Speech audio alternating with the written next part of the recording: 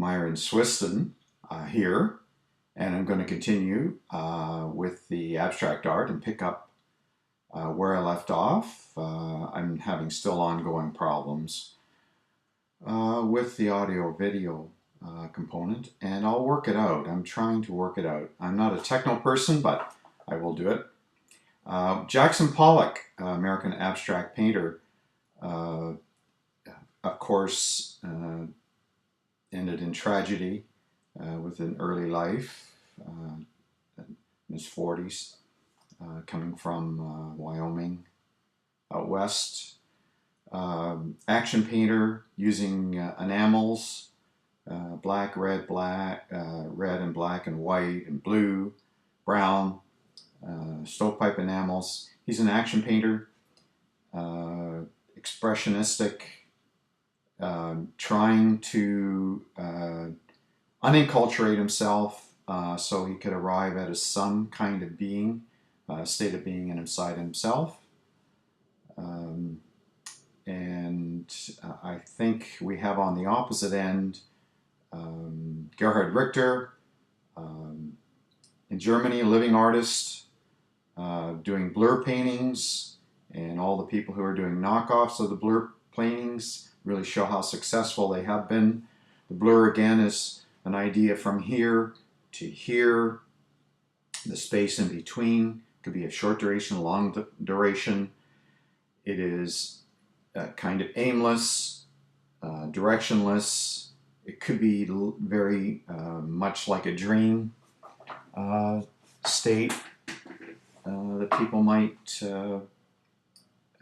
think about or be about.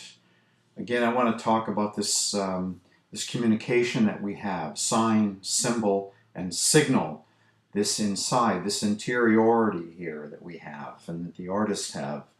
And it spins out into the immediate environment, of course, and in the indeterminate environment, which would be the universe. He's very successful, contrapuntal to the early destructive death of Jackson Pollock. We have an artist who lived a full life being a painter, so we've got to say something about his integrity, his character, his stability.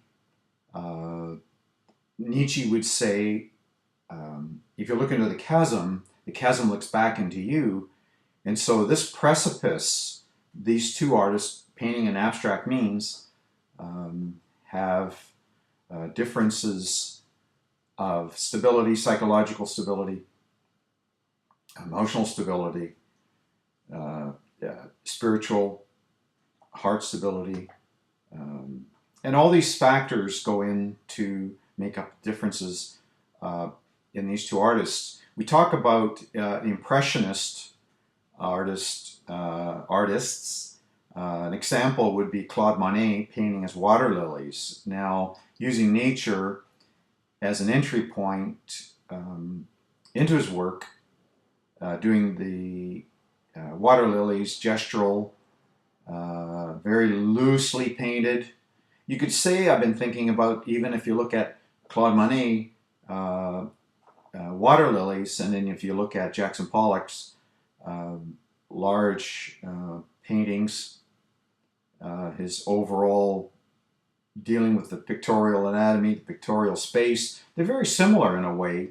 But since we came from the middle of the 18th century with the invention of camera, we've gone to Impressionism, Post-Impressionist. Of course, we have Vincent van Gogh, Starry Night, and we see the waves of color, waves of pattern, the realistic representation of nature has been transformed into his own color palette, and injecting into his work his vision, being a visionary. Again, put to the hazard, a very short life, on the edge, uncertain many times. The friend of his, Paul Gauguin, post-impressionist, of course, painted in a similar manner, but more figurative, more humanistic. transposing colors for their emotional feeling concept than their representational context. Of course, there's a semblance of flat shape design, which is in post-impressionist work. We also have in there Paul Cezanne, of course, his subject matter, Mont Saint-Victoire, the juxtaposition of color, yellows and greens and blues and violets, these blocks of color come forward, suggesting Cubism, derivation of Cubism, to 1909, 7, 8, 9, 10. Georges Braque, Pablo Picasso. We also think about these artists, abstract artists, as visionaries, as idealistic, sometimes not earthed in the concrete, everyday reality that most people find themselves in, and they found themselves in. We also have an example, Marcel Duchamp, nude descending a staircase. Is a nude at the top of the stairs, at the bottom of the stair? Is it in the middle of the stairs? There is a level of uncertainty to determine. There is a blur factor, which you can juxtapose the blur factor of nude, where is it, where isn't it, to Gerhard Richter, of course, and his blur paintings. So there is these stepping stones in art and connections that are really valid, and they're all there. They just have to be shown, shine a little light on them, and they reveal their connections, of course. We also have Henri Matisse, Window at Couleur, painted in blues and black, a very abstract piece, almost geometrical. Matisse never painted anything quite like that again. Some people say that it's the modern art, source of much modern art, and I think that's probably very true. And he continued on in his later life to do the gouache cutouts, the stars and shapes abstracted from the everyday world, the real world of the model. He really was in a bed, and these cutouts are fantastic. I think they lead us, with the use of bright colors, lead us to, from where he came from, of course. He used arbitrary color, from flesh color to red to green to blue face color, based on emotional content. So there is that. He was called part of the wild beasts, fauves, in France, because of the dramatic departure from representation to the modern time. In Henri Matisse's case, of course, we have this development, this base of character, the bones and sinew to sustain a very long life of doing art, making a choice, commercial or creative art. Quite a difference in the hazard level. One is everyday, and one is very creative, and one's very exceptional.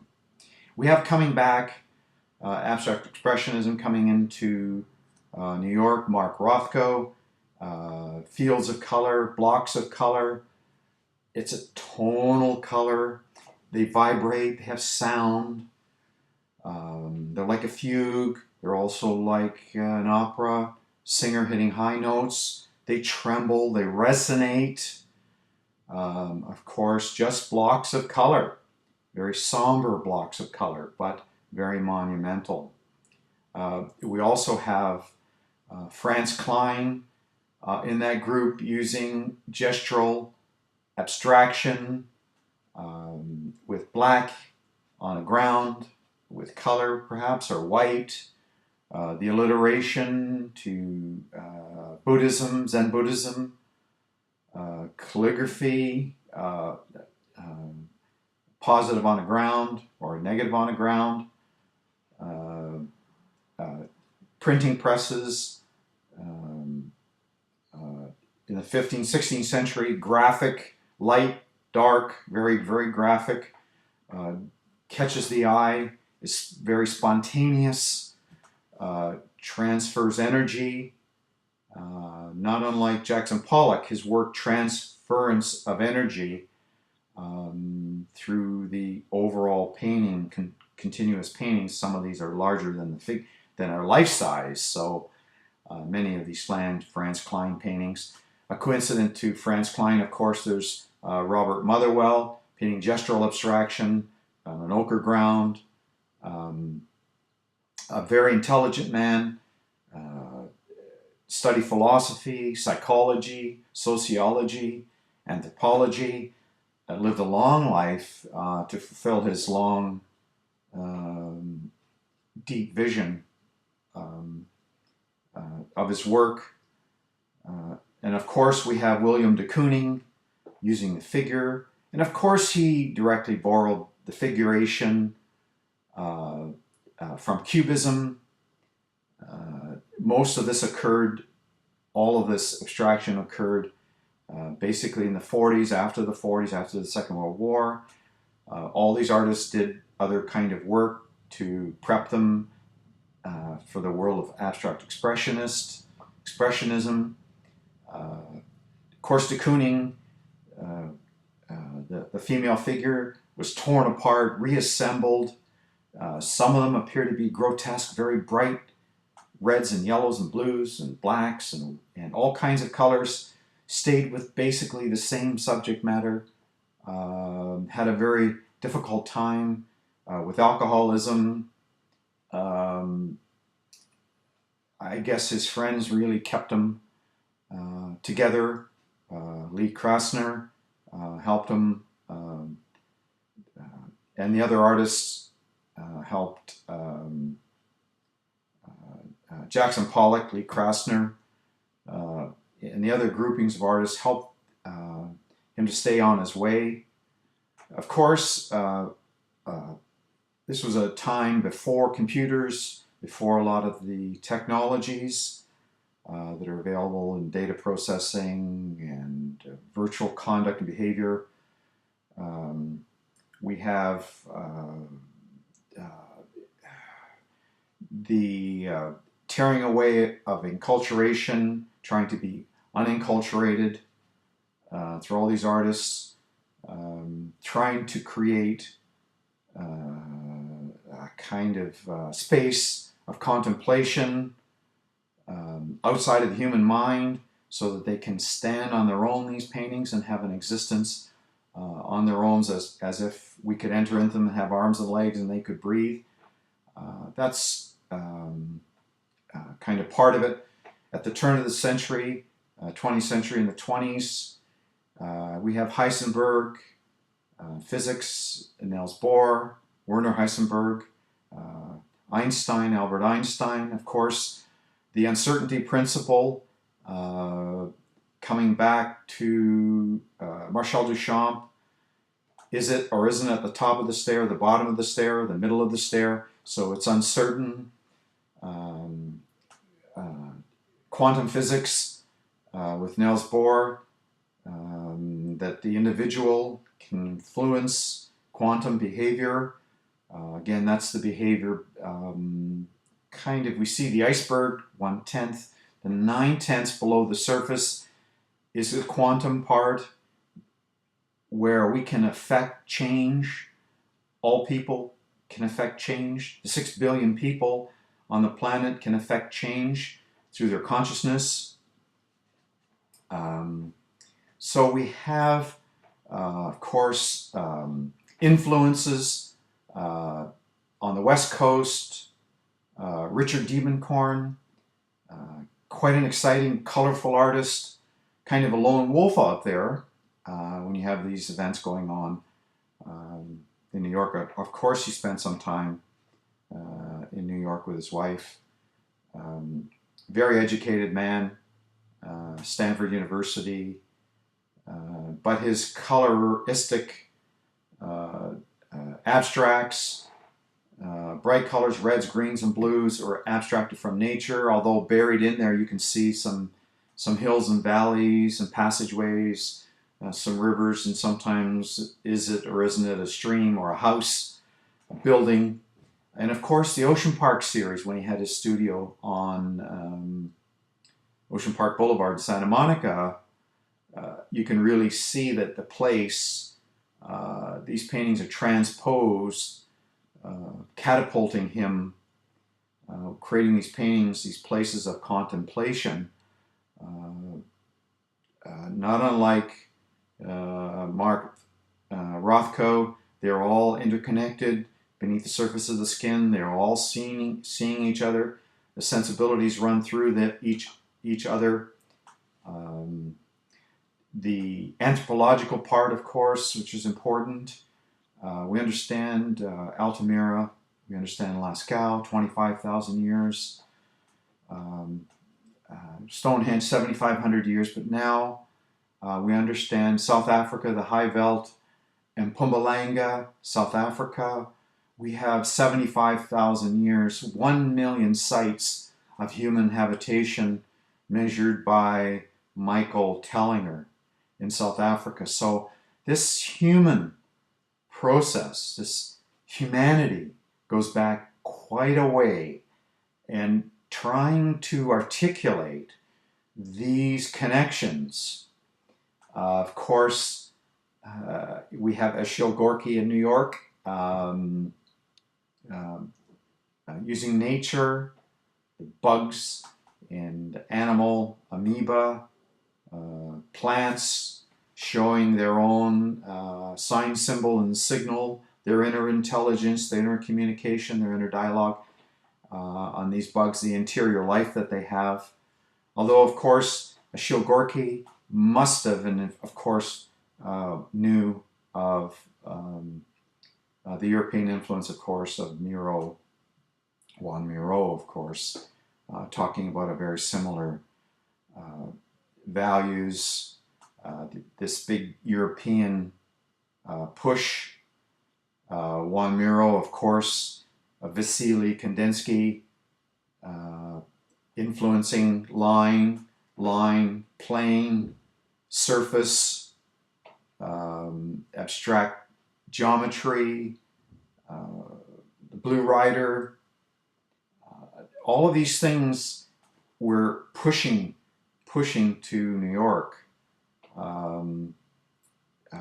to get this influence was coming to America, to New York, to East Coast and to the West Coast of the United States. And of course, early part of the century, Georges Braque and Picasso obviously derived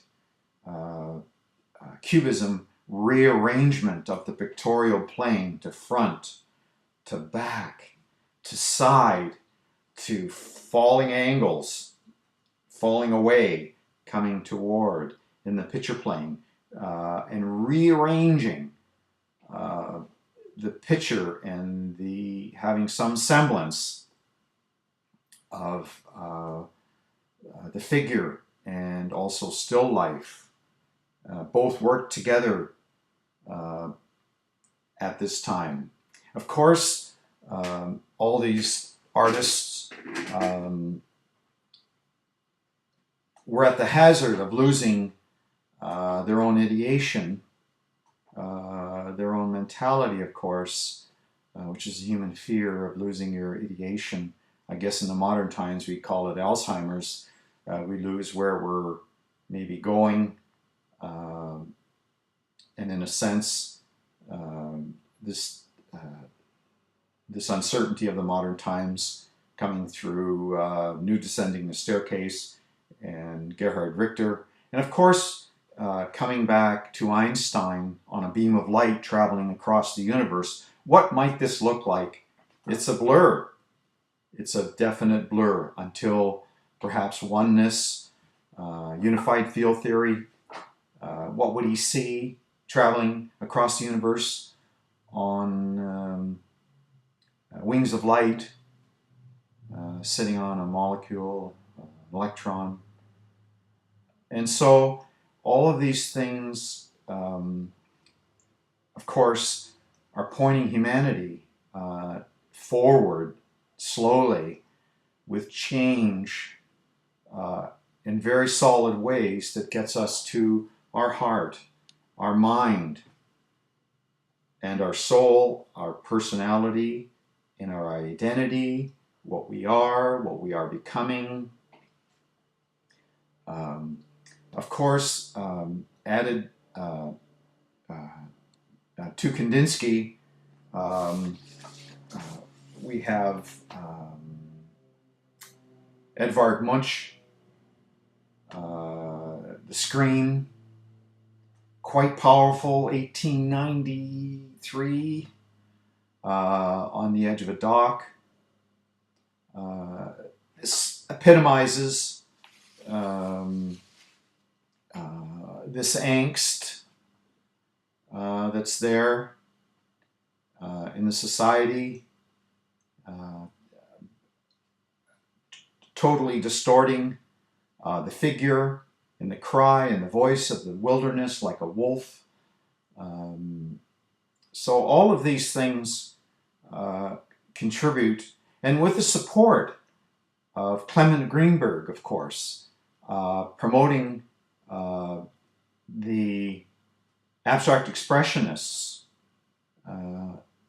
in the United States, that he got his stamp of approval on this work, helped the artists. And of course, at that time, these artists were voices in the wilderness. They did have support from the curatorial system, the museum system, the federal grants to do murals, help them on a day-to-day basis. Most of them in their early stages lived quite humbly. I think we have to, in a sense, bear homage to what has gone before us, what our connections are. As an artist, Myron must pay homage then to all the other artists. I'm going to talk about some of these other European artists that impinged and influenced abstract expressionist painting in New York. Of course, one I just mentioned in closing, the thinking eye, the nature of nature, the twittering bird. So we have these as examples of where we need to go in terms of our reality. Thank you again. I'm going to continue with this series on abstract art in more depth. I'm going to cover some artists. I'm going to come back still to the gessoing, stretching, overcoming these technical hurdles that I've been trying to do. And thank you again. I'll talk to you soon. Bye for now.